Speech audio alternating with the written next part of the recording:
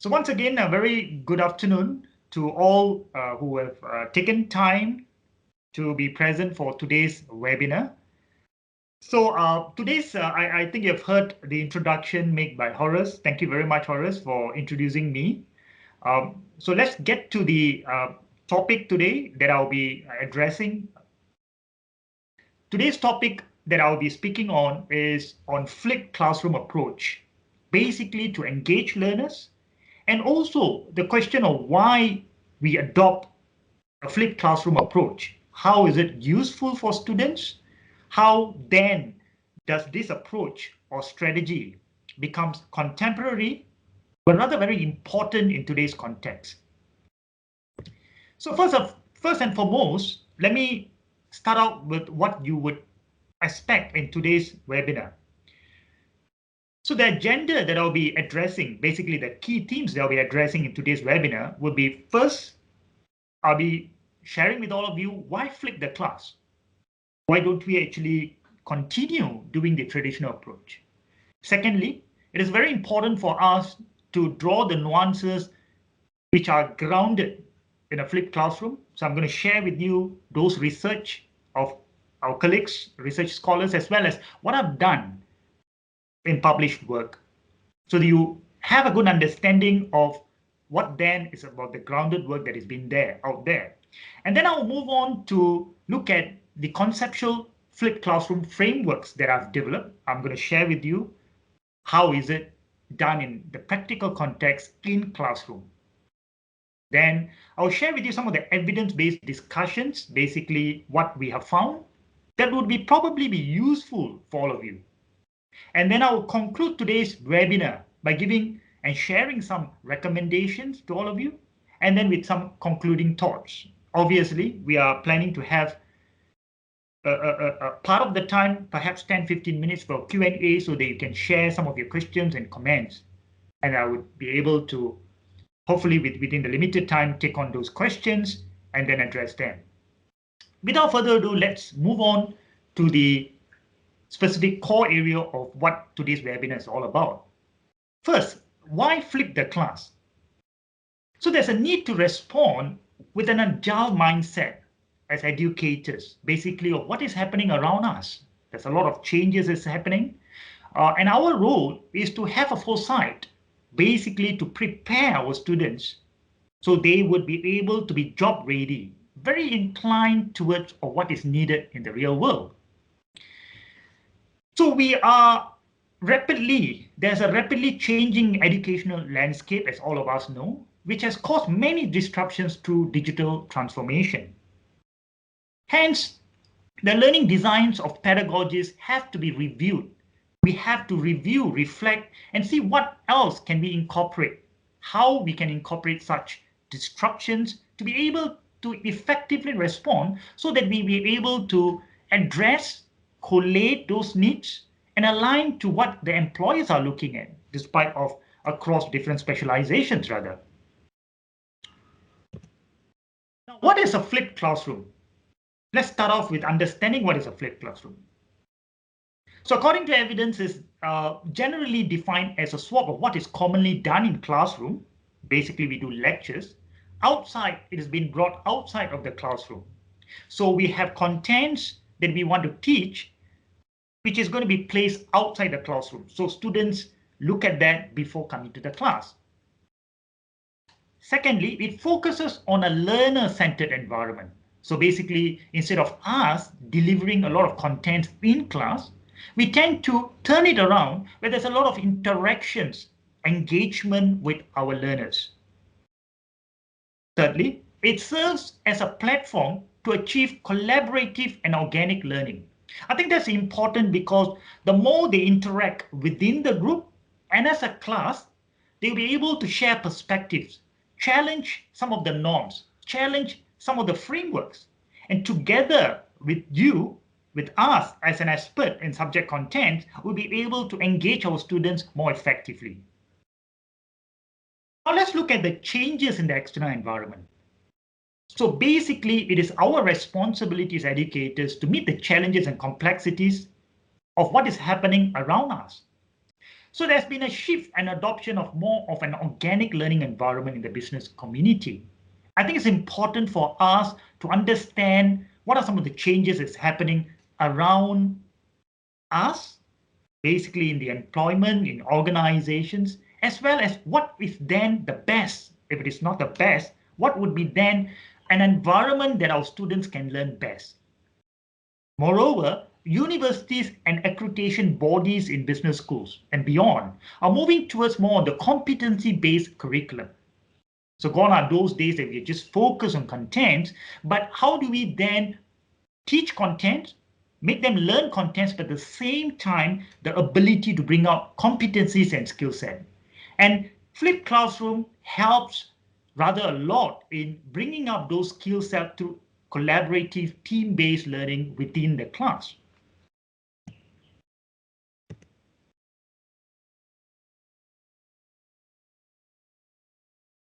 Now let's look at the characteristics that encompasses flipped classroom. I've indicated 2 points here. Basically, it's easily adaptable learning environment that facilitates active learning. So what do I mean by that? Later on, I'm going to show you a framework or frameworks, both physical setting as well as online setting, where students are able to interact with each other at an intense level, as well as intra-group and with the class, so that they be able to not only listen to lectures, but also to reflect on each other's perspectives. And importantly, I would also like to emphasize on the learning culture that has to be ingrained or developed within their university days or higher education days, which is very important so that when they actually step out to the real world, they have the ability to continuously learn in the organizations as well as lifelong learner.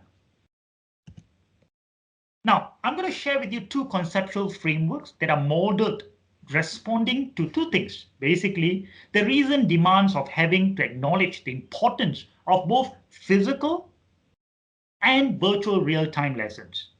So it is important for us today to not only teach physically, but the ability to engage our students to continue quality lessons virtually as well, or perhaps in a hybrid mode. So the recent worldwide pandemic of COVID-19 is a good example that puts universities and higher education to rethink and redesign their learning or lessons delivery rather.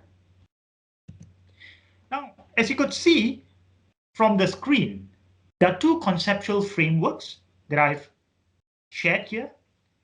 And I'm going to cover some of the nuances, and those who are interested, I will advocate towards the end of the webinar. I'm going to share with you the link of my recently published scholarly book.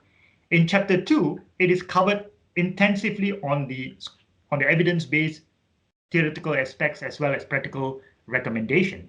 But let me actually share some of the nuances or some of the key aspects that entails these 2 frameworks. First of all, on the left-hand side, you could see the conceptual framework that is done in a physical setting. So what do I mean by that? So in this framework, there's 2 parts. One of it is pre-class online learning, and there's a face-to-face seminar, assuming you can conduct lessons physically. So before coming to the face-to-face seminar in class, the students are required to do a pre-class online learning. So later on, I'm going to share with you some of the strategies and tips of how you can actually develop or design good e-learning or online learning. So before we get to that, let me just cover some of the key aspects that I would recommend all of you to probably try to embed in contextualized or customized way. So in this framework, I'm advocating online learning through perhaps some videos online. In my case, I've self-developed animations, voice-over recorded lectures. But the key thing is that not to have the duration very long.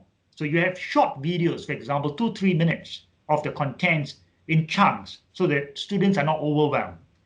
I also encourage to include interactive quizzes. So what do I mean by interactive quizzes? So students attempt, after looking through a couple of videos or probably some articles, they tend to reflect on what they have done. And the answers should be, formative feedback should be given immediately after they have answered, so they have a sense of whether they understood what they have learned. In my design, I also recommend a reflection journal, which requires students not to write a lot, but on some key concepts through case studies or mini case studies where they can reflect on some of the key concepts, answering and applying on what they've learned. And then you could also perhaps intervene with some level of discussion boards or reflective questions where collaborative learning can happen pre-class itself before they come and bring those questions to face-to-face. So when they come to a face-to-face seminar, there are three components here, as you could see. The first thing that we do is to have a mind map, right? So I don't lecture, but using a mind map, I cover some of the key concepts while engaging the students, with interactivity of making sure that they understand the concept. So they bring in questions, and then we tackle those questions in line to the concepts which are covered. I also use different platforms, which I'm going to share with you later, one or two that we are using. And those who are interested, if you want to use, you can actually reach out to me, right? Through my email, or you can reach out to me through the platform, any platform, so that I can help you or facilitate or probably direct you to the resources. Now, the second part is on class discussion reflection journal. So they are required to do a reflection journal, to bring those questions to the class. And then we tend to look at those questions and queries that they have and address them in line to the concepts that probably they have been taught. And then the second half of the lesson, we tend to focus on a case study, problem-based activity, role play, a mini game. Right? So this has also been done through and help of a collaborative learning platform. We tend to do it in a traditional mode. So there's a combination of a couple of things that's happening here. So by and large, this is the framework on a physical setting, pre-class online learning, which is online before they come on board face-to-face. So similarly, right, with the recent pandemic that happens, we know that we are required to conduct the class perhaps on a virtual platform. So similarly, they do a pre-class online learning, right? No changes on that. And then they come to a virtual platform. So we use different platforms, Zoom, MS Teams, Blackboard. But importantly, one of the important requirements is for them is to make sure that I'll be able to see them face to face, right? So they are required to on their cameras. There's real life interactions that's happening. So similarly, I do that in that platform. And I use some of the other, perhaps platforms, apps to engage them. Polling, for example, we have come up with a gamification web-based platform to engage them, right, with the mind map that I'll be actually sharing with them and engaging them on that. And then we again use the reflection journal, right? We use breakout rooms for them to have a quick discussions, perhaps use platforms like Google Docs so they can actually put in their necessary notes there, and they can share it while having class discussion.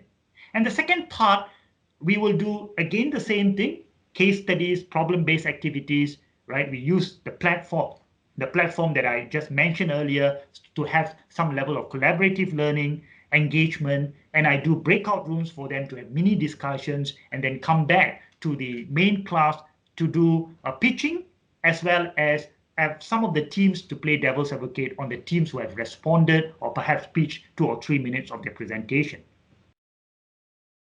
Let me now move on to talk a bit on the design aspect, the thought process on the design aspect. I thought this would be useful on how you design the e-learning component, which is the online aspect that I'm talking about, which is the first part. Now, when we design that, perhaps you may consider things like animations. Right? Obviously, animations would probably take some time, but in my experience, animations make complex theories easier, so they'll be able to visualize depending on what kind of subject matter that you're teaching. Now, voiceover mini lectures helps, but we must be mindful that we do not want to do a lecture which is 15 minutes long and people just lose their interest. So we need to find out how we can do these mini lectures with slides interestingly. There are a lot of different platforms. There are a lot of creative ways today, but I would recommend it to be short so that we have different chunks so that students don't feel overwhelmed by looking at one piece for very long. You could also have I would also recommend to have contemporary articles. It could be as simple as newspaper articles, some short articles, blogs that is relevant to the topic that you're teaching. So that actually adds a lot of very good flavor, because usually in class, I tend to bring in contemporary, what is happening currently pertaining to the topic that I'm teaching.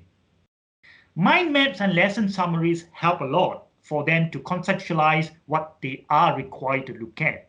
And obviously static visuals. For example, in a management topic, I have organizational structures which actually moves and animates to show that what is an example of matrix organizational structure versus a divisional organizational structure, for example, right? What is a flat structure versus a very tall structure, right? So some visual aspect, not only necessarily static, but I'll go beyond that, pushing the boundary to say that, can you move that to show in an easier way? It could be even a real life organizational aspect or organizational structure, or even a visual picture that you'll be able to show them that they can easily recognize or rather understand. The second part is about assessment and feedback. There are many different ways of assessing them. Some of which that we have used a combination of all these for different lessons. For example, MCQs, sometimes true and false, short answers, essays, short essays. So we use a different combination depending on what the lesson topic entails. And last of all, one powerful thing I would recommend is on reflection. So we have a reflection journal. So every lesson, at the end of every lesson, there's a reflection journal, very short reflection journal. But the beauty of the thing is that all this reflection journal is interconnected over the 13 or 15 weeks that we have. So the students are able to actually see the connectivity of the various topics that they are being taught, right? Not only on the particular lesson, but they're able to relate and connect to all the topics. And the reflection journals, for example, lesson 1, right? The case of reflection journal 1 will be connected to lesson 2 and lesson 3. So it's just like a narrative that goes along the way. Now, I would also recommend discussion board forum. Today, we can do different things creatively, right? Via discussion forum, not merely on text, but how would you then engage them, make them think? I think the whole idea here is to make them bring questions and queries to the class. And last not least, I've created blocks. I've shared at the end of the slides. In the slides, you can look at some of the blocks that I've done. They would probably be able to look at blocks, some of the reason blocks that I've done, some of the reasons that's happening, so they'll be able to read short and then bring some questions to the class as well. Let me talk a bit on the pre-class online learning, zoom into the asynchronous part alone. So this is a sequence that you see that I've developed using with a university platform here that we adopt, that you'll be able to see that this is how a sequential aspects of activities they go through. There will be a combination of animated videos, voiceover, lectures, right? Review quizzes, tutorial questions, kind of assessment that is included. Perhaps it can be a short answer question, right? Or true or false. And then we have a reflection journal. So it is a very sequential process that they need to go through, right? As you could see, there are this is an example, a total of 37 students, 36 students have attempted the sequence. And in a minute of time, I'm going to show you how we're going to track, or probably what is the data analytics that we can actually achieve. Now, these are some examples of animated videos that I've created to make it interesting, to make it engaging for students, so that it is not very monotonous, but a lot of this are to make dry theories, dry subject contents interesting for our students, so that they'll be able to look at it, enjoy it, by the same time learn and bring in interesting questions to discuss during the class. Now, this is an example of the review quiz that I tend to put it in. You could see that this is designed, some instructions are given, right? And I usually tend to do a mini kind of a quiz so that it is more application rather than testing them on contents. We want them to test them more on the application, give them a scenario-based, mini scenario-based, and to see whether they understood what they have been taught. So this is an example of reflection journal. As you could see, every lesson they do, for example, a reflection of perhaps, right, 100 words, 150 words. So I am very mindful of not to overload them before they come to the class, but enough, adequate enough for them to bring, to touch point the key concepts, and then to bring in enough questions and discussion thoughts in the class. So you need to be mindful not to overload them, right, during the pre-class online learning, to make sure that they learn enough quality stuff to make sure that when they come into the class, there's quality, rigorous discussion that happens. Now, this is an example that I would like to share of how we tend to track students' participation pre-class online learning. This is a system where we will be able to see students progress. As you could see, this is a legend example, right? The blue color circles are those have already completed. So there are maybe 7 or 8 activities here they have completed, and perhaps the red color shows that it's in progress, and the green color shows that not completed. So we will be able to track the students' participation, at the same time how long they have done the pre-class online learning, right? We are also able to draw out the data analytics, right, based on their outcomes, the duration they have spent, who have not completed, so on and so forth. So the whole idea here is to basically, number one, to make sure that they learn. Number two, also to identify students who are weaker, perhaps, or those students who are not attending the lessons they are required to do, so that we will be able to give individualized attention, right, in your own accord, how you, perhaps, to make sure that you tend to address those students who are weaker. Now I'm going to talk a bit on the synchronous learning part now. Now I'm going to share with you two apps, or rather two platforms that we have been using and is rather quite successful in at least in my course, and I've shared it with my colleagues around the universities in my school as well. Now I call this, it is pronounced as Come Alive. So in the physical setting of the flipped classroom, when they get to the physical setting, or it could also be used in the virtual class, what happens is that because we expect them to interact, because they have learned the contents, when they come to the class, they interact by sharing their ideas, sharing the concepts. Are we going to ask them questions? So the question that I have is how do I actually then make sure that I track their participation, at the same time make them come prepared? So I try to change this into a gamification kind of platform, where when they come in, they enjoy this gamification for the first 15 minutes after I show them, for example, the mind map. So they are very engaged because they enjoy the gamification, but at the same time, we tend to focus on the questions or concepts. So they can raise hand digitally, answer, and they are being assessed. As you could see, there are some rubrics that I've created that they can be assessed on, and all these are recorded so they feel motivated to speak up. Now, this is the very first version. I've actually developed the version, right now I have an app of version 5, where there are many more other features like peer review, group review, critical reflection, class discussion, right? So we have expanded the app to contain or entail many other features, not only on class participation, but many other features, so that we can address both vocal students and passive students, right? So to make sure that there's a good balance of not only we are training them on communication skills, but we are also addressing those students who are introverts, for example. How do we engage them? So the newer version, version 5, that we are launching right now has almost 10 functionalities, right? From group collaboration, individual collaboration, peer collaboration, intergroup collaboration. So this actually allows students to be involved not only on one way of learning, but to learn through their peers, through their teams, not only within their team, but across teams, right? And also through instructors' facilitation. But very importantly, the fundamental notion of developing this app is not to add on to another app, but really, what are some of the challenges that instructors face in class? So as a person who teaches in class, I've actually collated those challenges and tried to make this app address those challenges. So as you could see on the right-hand side, we have test tried this pilot run. across classes. So there are three key themes that I thought is worthwhile sharing with all of you. Number one, students felt very positively about encouraging participation.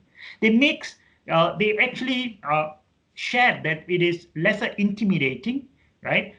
And also that they feel that there is much more fairer and accurate assessment of their participation, because in a traditional class we may not be able to really monitor. Maybe you have a luxury of having a TA, but not every one of us have a luxury of having a teaching assistant who can help you track the participation.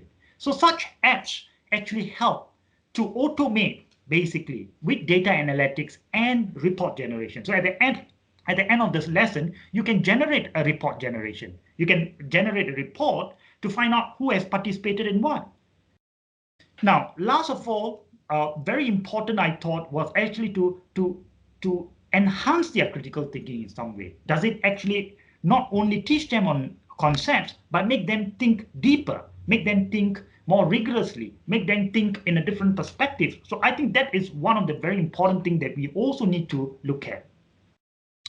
So I would also like to share with you another platform that I've created, but this platform basically works on more on the collaborative team-based learning. So it can be used via virtual as well as in a physical setting. So I have actually created a mechanism that has to be created, which has been embedded into a platform called LAMS, Learning Activity Management System, which is adopted by the university. And then I've created, with the help of that tool, I've created 5 sequences here, as you can see. One of it is called as Group Instructor Centered. Second one is called as Collaboration. Third one is Peer Review. Fourth one is Jigsaw. And last one is Unstructured. So I'm just going to quickly touch on each one of it. I may not have the bandwidth to illustrate a lot. The first one is about, very simply, in a traditional classroom, you ask them, there are 7 groups in the class, you ask them to do a discussion, and you ask them to write on a whiteboard. But with this system, all they need to do is to collate the answers within their group, and this would be sent to the instructor, and the instructor will be able to flesh that out and present.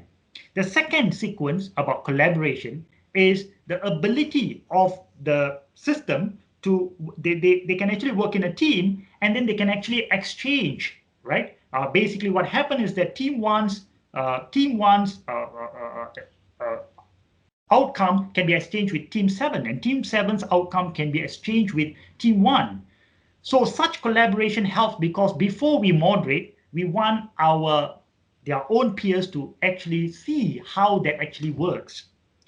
Now, that actually also coincides with the third sequence, which is peer review. So peer review is between each of their team members within the team, right? So for example, you do a discussion of an MCQ, can we actually do a cross kind of a check within the team before the answers actually come to the instructor for his or her facilitation. And Jigsaw makes a lot of sense. For example, there are different stages of operation. You want team 1 to actually tackle the first stage, team 2 to tackle the second stage, team 7 to tackle the 7th stage, and then later on they kind of put it together through a platform, and they start thinking about how to make sense out of it. And last of all, unstructured, we have a very big class, for example, 50, and then we split that into 25, 25. So the 25 students work together. So there's a large group. And there's a lot of ambiguity. There's a lot of kind of thinking that, how am I going to do it? And that's exactly what we are training them on, in terms of how you deal in terms of ambiguity. Because when they go out to the real world, a lot of time they are lost in working in ambiguity and vagueness. So these kind of experiences actually enhance the ability to develop their grip, to make sure that they make sense of how they can actually work in ambiguity and in situations that they're not sure of. So I just would like to, with that in mind, I would like to just share some of the reflections, right, in designing the E course. A couple of recommendations here. First one, set clear expectations for the course. That's very important. So you need to be able to, not to be over ambitious, but to make sure that the expectations are clearly set. What do you want to achieve in terms of learning outcomes? Sometimes we draw learning outcomes in theory, but do we actually really practice that, right? 1 or 2, and make sure that that has been achieved rigorously. Number 2, detailed and explicit instructions. One of the key things we know is that how do we communicate our instructions? In today's environment, there are many different channels, but one of the very important things is that do you and are you able to send the instructions and communicate the instruction with clarity? Because we have a large pool of students, but how do you do that clearly? Third one is about knowing the technology. It is not about the technology that is driving your pedagogy, right? There are many different technological apps, but nonetheless, you need to find one that fits into your pedagogy and learning design, that makes sense, that develops students. Fourth, expect the unexpected and remain flexible, right? I think we need to be agile, right? To understand we all operate in a different environment with different profile of students, in different culture, different value system. But nonetheless, what is important is to be able to understand those aspects and also be prepared for unexpected. A good example is COVID-19 pandemic. The next point, create and maintain a strong presence. I think one of the key thing is that what is your values that you want to drive? For example, in a flipped classroom, one of the many values that I emphasize is about independent learning, the ability of you to speak up, the ability to address ambiguity, right? These are some of the values that I advocate.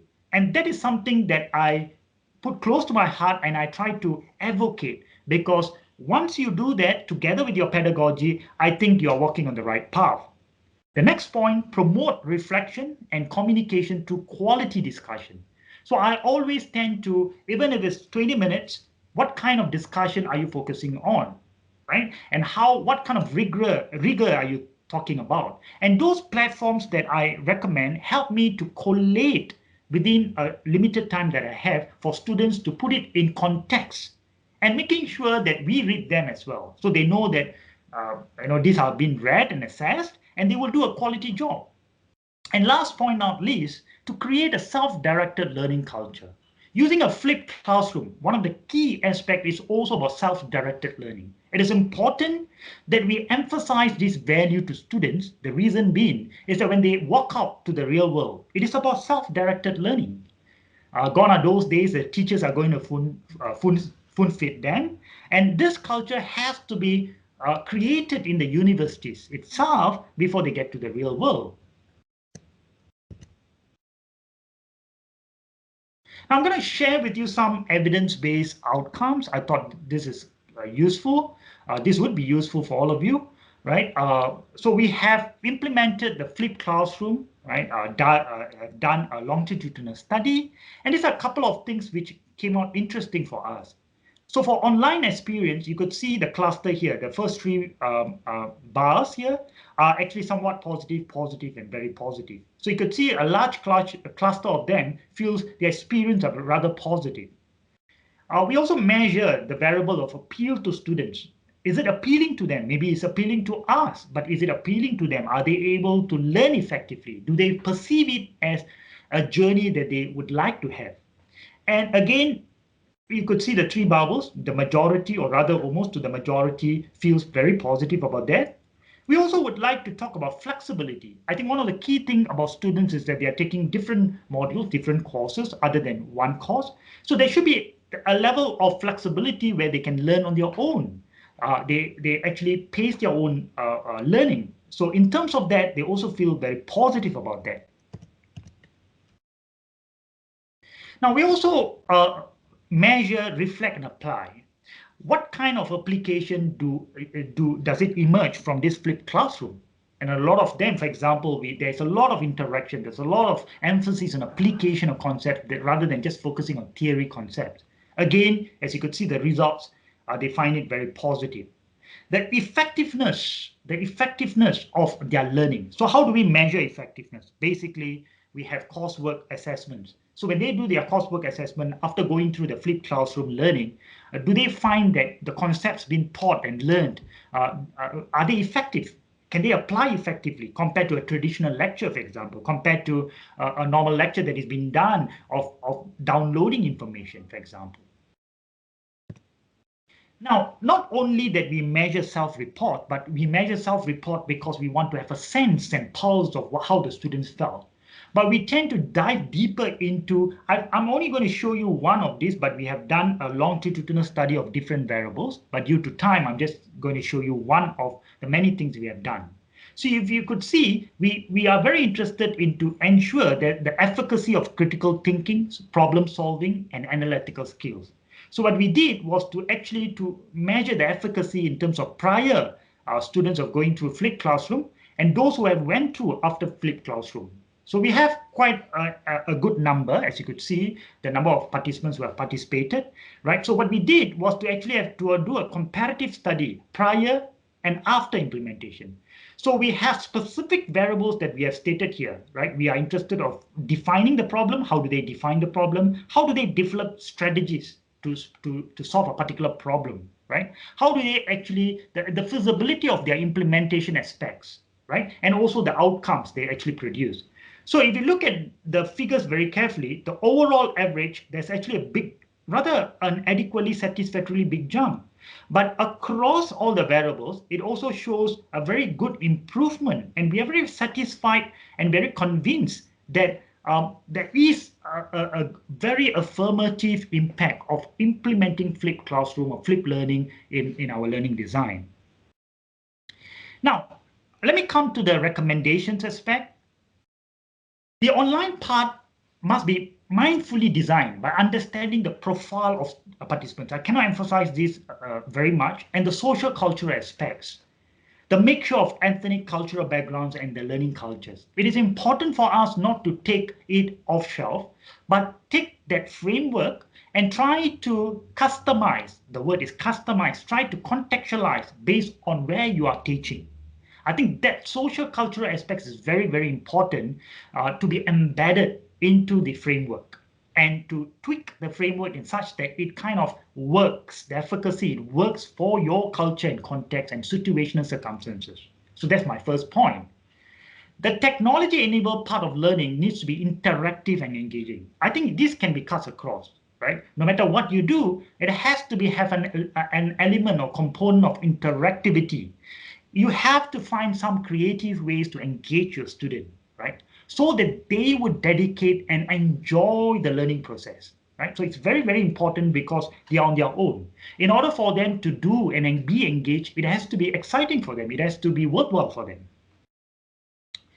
Now, follow up on the recommendation, 1/3 of the total time allocated for the academic unit. So what do I mean by academic unit is actually the AU which is given to that course. For example, it could be 3 AU, academic unit or 4 AU, right? On the online portion and the remaining 2/3 of the time have to be a face-to-face. So you need to be able to understand how much load is given on that particular course, and then you have to design it based on that. The face-to-face class must be designed that entails two things that I thought is very important. Number one, application concepts with ample opportunities for them to have inter and intra-group interactions, with group reviews, with their peers evaluating them as well, so that they have a good sense of not only the instructor students, but among themselves as well. Now, second point, debates where the entire class is involved in providing their comments and exchange of perspectives. You have to find a way that all of them, if not all of them, majority of them have to be involved in some way or rather. And that's the reason why earlier on I emphasized the app that we have created with the functionality allows each and every one of the students and the groups by and large to be engaged during the class. And I'll be quite confident to say that it's kind of across the class with different things that we do.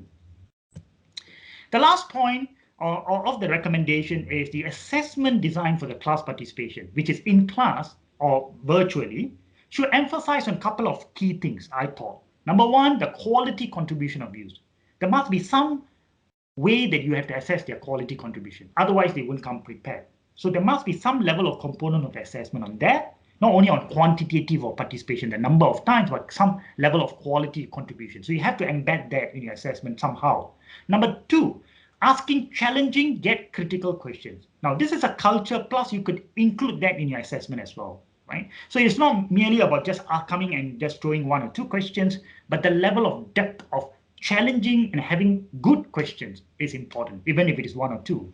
Third point, advocating the learning culture to articulate confidently. So it is important to have them comfortable, secure, and that learning culture is something that we as leaders, as educators in that class that you are managing have to be created. And a very large part is now coming to on the responsibility of the educators. What kind of learning culture do you want to set? And of course, it is important that with the learning culture that you set, it can be across the program, across the course, across the program, or even across the school. Now, some of the concluding thoughts before I wrap up today's webinar, and I'll pass it to Horace for facilitating the Q&A. This improvised framework, which leverages on flipped classroom philosophy and authentically self-designed developed supporting scaffolding support system, our goals are as such. Number one is to keep learners more engaged. Very important. If they are engaged, then we know that they are motivated to learn, and there must be an ecosystem that you create. It can't be depending on the instructor. A good example will be, as a course director, I actually manage 7 or 8 instructors, right? We have almost more than 500 students in a course. So I need to ensure that there's some level of standardization, right? There's some level of standardization with an ecosystem such that all the instructors who actually facilitate have the same level of quality that they are facilitating. Now, number two, to have them think more deeply and critically on the course content. So it's very important that whatever platform that you use, it is important that you make the students think more deeply through collaboration, through peer learning, through asking questions. Now, with that, I'm coming to the end, but I would like to share the resources, right? For those who are interested of reading more on today's webinar, right? I encourage you to get this link, right? I've just recently launched, or rather published, this academic scholarly book by Springer, right? So I encourage you to click this link. You can get a copy to your universities, right? So that it is in chapter 2. So I've done a detailed kind of study as well as made some practical recommendation. I hope it's useful. You can drop me an email at this, and if I could help you in any way, direct you to some resources, I'm happy to do so. I'm also sharing the blogs that I've created, right, with all of you, so that you can actually access free resources, right? What I've done, some innovation platforms that I've done. There are a lot of videos out there. You can take a look at that, right? Again, as I said, if you need some queries, clarification, you can drop me an email. I'm happy to answer if it's within the capacity. If it is not, I can direct you to the right person who can actually answer you. I hope these resources are useful and beneficial for all of you.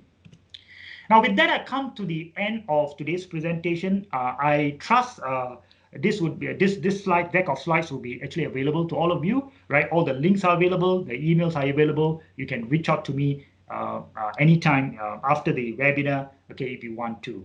With that, I thank you very much for being a great audience. Now I'll pass the baton to Horace for Q&A. Horace. Thank you, Dr. Kumaran. Thank you for the very thorough and insightful presentation. I'm sure the attendees today who are here with us this afternoon has had many great takeaways from the session, when it comes to the various frameworks, examples, case studies, and recommendations that were shared. So I guess now we will come to the Q&A session. We have a number of questions here, so let's get started. The first question for Dr. Kumaran would be from Evelyn Wong. The question here is, may I know what is the biggest class size you have applied for this virtual flipped classroom? And I guess the follow-up question would be, what would be the ideal class size for such a flipped classroom environment? Sure. Now, thank you for asking that very important question. So basically, let me give you a bit of context. In this flipped classroom, if I look at it in a class basis, so as a program director or course director, I actually manage a group, a large group size, more than 500. We have done for 700 students. But nonetheless, each class, we have a maximum of 50 students, right? A maximum of 50 students. We tend to facilitate that in a seminar style. So what do I mean by that? 50 students sitting in a group of 5. So we usually have maybe 8 to 10 groups, 7 to 10 groups, depending on the size. So it will range from 45 to 50 students, perhaps.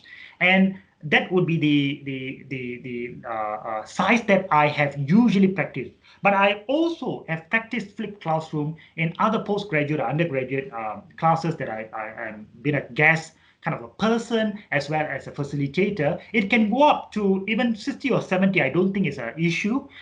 More importantly, how do you actually modify the bigger model? For example, for the larger classes, right?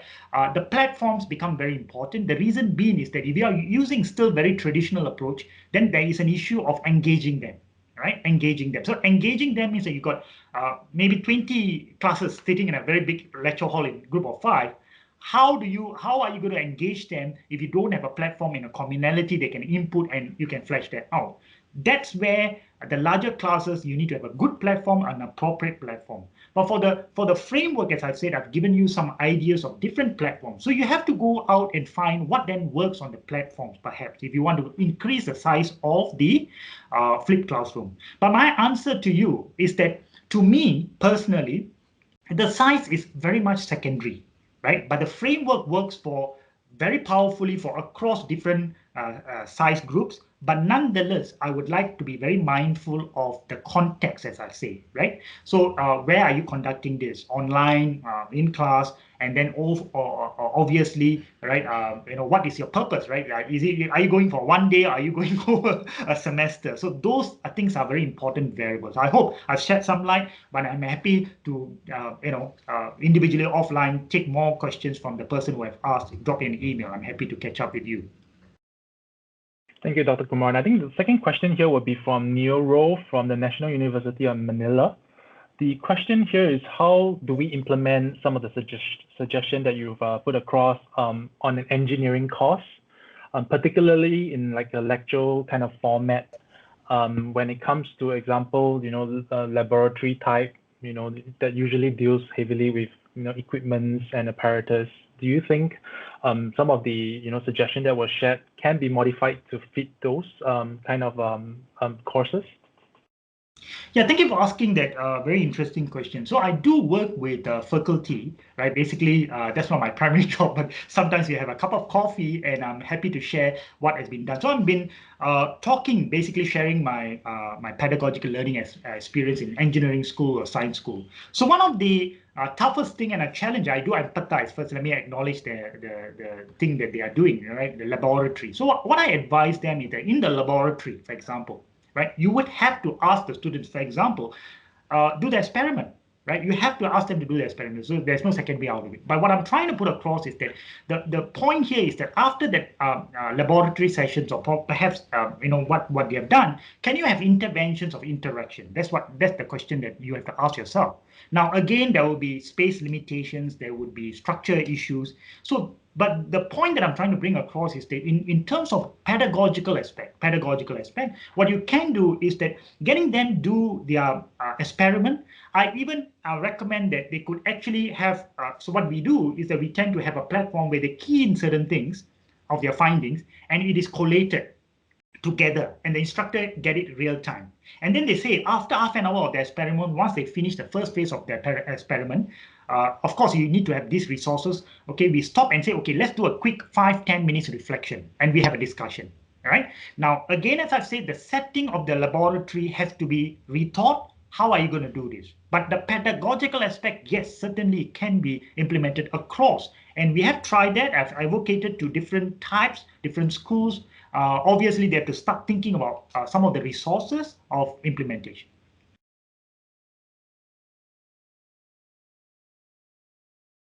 All right, thank you, Dr. Kumaran. The next question is from Mary Rose. So the question from Mary Rose would be, aside from tracking the progress of students in the asynchronous pre-class lessons, do you observe other indicators that show when the students did not really go through the assigned learning activity?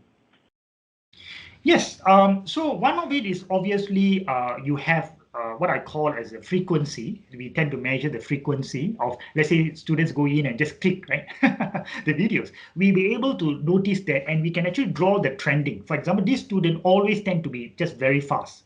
Then there's something amiss, right? This student can't be, the video is 5 minutes or 4 minutes, but he can finish it within 30 seconds. And he do it recurringly every now and then. So that shows that this particular student is alerted. From the system, you need to kind of do a bit of work. That's the reason why we have pre-class online learning. We actually kind of pay our our tutors to have that 1 hour online learning paid to do all this, right? Do the data analytics analysis so that they actually focus on this and pick up those students. Now, at the same time, asynchronous is about the instructor not getting involved. So there must be some mechanism. There must be some mechanism for you to do this job for you. Now, obviously, this is one example that I've shared with you. There are many other ways that you also can, there are many other systems that's available, certainly, right? But what I'm trying to put across is that some of the variables that you need to look out for is the quality. So for the example, the reflection journal, I tend to say you must write from 100 to 150. So there are people who write, for example, 30 words, right? I know that this guy is not putting in effort. Now, the quality answer is being evaluated by instructor. That's another point. But I'm just saying the quantity of the aspect. So these are actually alert points that you will be able to kind of look at it, right? I tend to also look at things creatively. What if, let's say, some of the peers were saying that, what if the 1 hour is not being compensated? How do you do that? Now, then you have to create the system that automate this process such that it kind of, there's very much less work for the instructors, right? Where they have a click of button and they have the data so that they don't spend too much time doing this. Hope that answers the question. Thank you. The next question is from Mario Carrera. So the question will be, how do you address the social cultural aspects where students do not want to be engaged? So he add on to say that he teaches undergrads in Thailand and the students are not accustomed to asking questions or engaging with the teacher or materials, so it's difficult to use a flipped class. Sure. Now that's an excellent point. I think that actually that's one of the challenge that I've recently addressed, perhaps in the apps that I've developed. Right. I'm happy if the colleague who have asked this question can reach out to me. We are in the verge of kind of launching this. So whole purpose of this is actually to engage introverts. I give you a specific example to make sure that the colleague who have asked this question get addressed. So what happens in this app is that there will be a question asked. Okay, so when the question asked, it goes to all their handphones. For example, there are 40 students. The question gets to the 40 students' handphone, right? What the student have to do is to type in the answers. Now, the student, an introvert student or passive student, would have to participate. Have to be engaged. Now, he or she do not feel the pressure of verbalizing. A lot of time, the verbalizing is the one that they don't feel engaged about. They feel intimidated. They have lack of confidence. They don't want to do that, right? Now, obviously, this is the very first step. But does it solve all the problem? No, I'm not claiming it solves all the problem. But you need to have the first step to make them feel secured first, right? To make them feel that barrier has been eliminated first, right? Now, once that barrier is eliminated, what happens is all these answers is collated. Is collated and then it can be fleshed out and you can actually display the name or you can put it anonymous, right? Depending on the culture that you're operating in, right? So if let's say, for example, then you can actually say, okay, but the instructor can see the name, the students cannot, the rest of them cannot see. So you can actually say, okay, so and so, you have answered this. Can you elaborate? Now that becomes better, right? Because you have answered and there's a first step for you to move forward. I hope that kind of shed some light. And I'm happy if the colleague who have asked the question reach out to me in email, I can have a conversation with that person. Right, thank you. The next question is from Abraham Daniel Cruz. So the question would be, some universities compensate professors for the time spent during the synchronous learning activities only. So what are your suggestions and thoughts regarding this? Yeah, I've covered this a bit earlier, but let me kind of share if I could. Now, if it is not covered on the asynchronous, then the system, I'll put the responsibility on the system. So it's the educators who are designing the system would have to make sure that the asynchronous part, right, is they have automated feedback, for example, right? The instructor do not need to get too much involved of collating too much of data.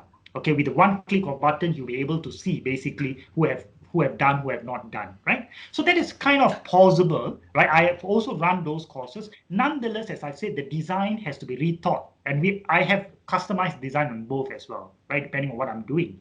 Now, that may not solve all the problems, everything, but it solves almost 95% of the problem. And most of our instructors tend to, as long as you know that you don't let them do a lot of things if you are not compensated on that, I think they take it on a very positive stride. I hope that kind of sheds some light. But the answer is about the design that you talk about on asynchronous. Right, thank you. So we still have some time. Maybe we can still accept one or two questions. There are two right here. The first one from Lorena is, what are the parameters that we can breach through in an online class from an improvised flipped classroom? Okay. Hold on, sorry. Can you repeat that question again? I was just. Right. So I'll just read the actual question here. So the question is, what are the parameters that we breach? Or so what are the parameters can we breach through in an online class from an improvised flipped classroom? Yeah. Okay, what are the parameters can we breach? Okay, a couple of things that are covered in the webinar. Number one, right, you want the students to be engaged. Number one, to learn concepts prior coming to the class, right? So in the modified framework, as a couple of components that I mentioned. Number one is about animated videos, right? For example, right, I'm just giving an example, right? Or YouTube videos if you can't create. There are a lot of YouTube videos that you can show the links, relevant content, for example, right? Or interesting short articles. The very first level is about bridging, is about engagement. You want students to know the content before even coming to the class, because when they come to the class, you don't want them to kind of download a lot of information, but rather have an avenue to ask questions. It's okay, we are not trying to teach them everything online. That's not the purpose, right? The purpose is really about heightening their knowledge, heightening their contents knowledge. That's number one. Number two, if you look at it, the application through reflection journal, for example, or through interactive quizzes, because the quizzes that is been designed automatically give formative feedback. So, for example, a student will bring, hey, number three question, I thought the answer is A, but why is it C? So I ask them to literally collate all these queries, and when they come to the class, they ask this question, and it makes a lot of sense for me because they have already go through the contents and attempted the question, and when we come to the class, it is already at the third level of deeper thinking. Does it make sense? So these are the avenues, right? Some of the many avenues, and I do have covered that in the webinar, but I just would like to reiterate. I thank the colleague who have raised this question again. Yeah, thank you. Thank you, Dr. Kumaran. The next question is from Dots. The question is, any tips on how to prevent cheating during synchronous and asynchronous exams? Sure. Okay. Okay. Okay. Good question. There's a lot of methodologies used. Obviously, there is this lock screen aspect that we operate in, right? That doesn't allow students to actually access internet and so on and so forth. So it's like a lock kind of monitor. They only can access that particular platform that we do.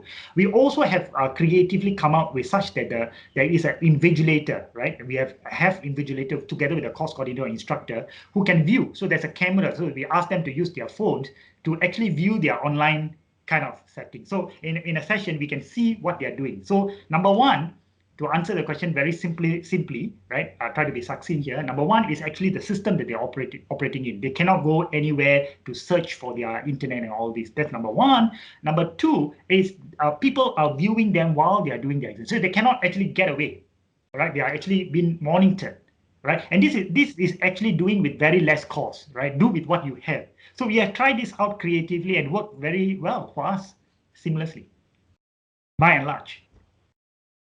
We have one last question. If it's okay, we will just spend maybe 1-2 minutes. Sure. Then before we conclude, the last question will be from Neuro. So okay. The question is, hi sir, what will be your recommended number of courses to enroll during this online class? So usually what is happening is universities offer courses based on the prospectus offered that is derived before the pandemic, where face-to-face was the preferred mode, or discussion during the lecture and lab. Right now, they offer the same courses in an online setting, so there's like conflict on the length of time for preparation and absorption of the topic and questions per courses. And these are highly required experience from both instructors and the students. It's kind of a lengthy question, but I hope you can get the idea. Sure. Let me give some pointers because I think this needs quite a bit of length answer. There's a couple of variables, but let me try to make it simple, try to address the key points at least. So one of the things that I always tend to look at is that what is your number, right? What is your format first? So if you can bring the contents, of course, you have to put in some effort to get the asynchronous part done, run up and running first, quality asynchronous learning. Once you have that, now I think the numbers kind of, you can play around with it because depending on how you want to conduct your synchronous. Let me give you an example, right? So we have very solidifying asynchronous learning system where we have 500 students, right? 500 students coming in. Now they can go through this asynchronous on their own pace. Now then, depending on the number of hours, depending on what kind of resources that you have, right, you can actually select the mode of how you want to get the 500 students split. If you have a lot of resources, you can have few instructors splitting them into a class of 50. That's the ideal, right? But sometimes we don't have the luxury, luxury to do that. Then perhaps my suggestion then would be, what kind of resources? Do you have only one instructor? Do you have a couple of instructors? Can you actually break that 500 into smaller groups? Now, you can actually do just like a webinar style, but again, you have to start thinking about how do you start engaging them. There could be a problem because in a very large class, more than 50, right, it will be quite tough, right, to perhaps do that. So what I tend to recommend is that then you'll be a 3 modular. You have an asynchronous, you have engagement live, right? Then you have a short session of what I call as in between, let's say maybe consultations. If students have to come and approach in a group of maybe 20, 25, I don't know, depending on the resources. Now, nothing of this is perfect, right? Nothing of this is perfect and will answer and address everything. But again, as I said, you have to start thinking about your resources. What kind of resources do you have? What kind of resources would not be stretched? Your instructors will not be stretched. What kind of resources that do you have available such that you can build this system? Because building asynchronous system also needs resources, needs some level of platforms, because you can't just develop a system without any platforms. So I think all these variables, by and large, in a bigger picture, matters to me in order for you to measure efficacy of learning. Right? It is not simply going on in Zoom and trying to make things happen. It doesn't work that way. Maybe you can just do a webinar, but I don't think learning happens. Right? So I hope I shed some light, but I'm happy to take offline if the colleague would have more questions later in an email or whatever.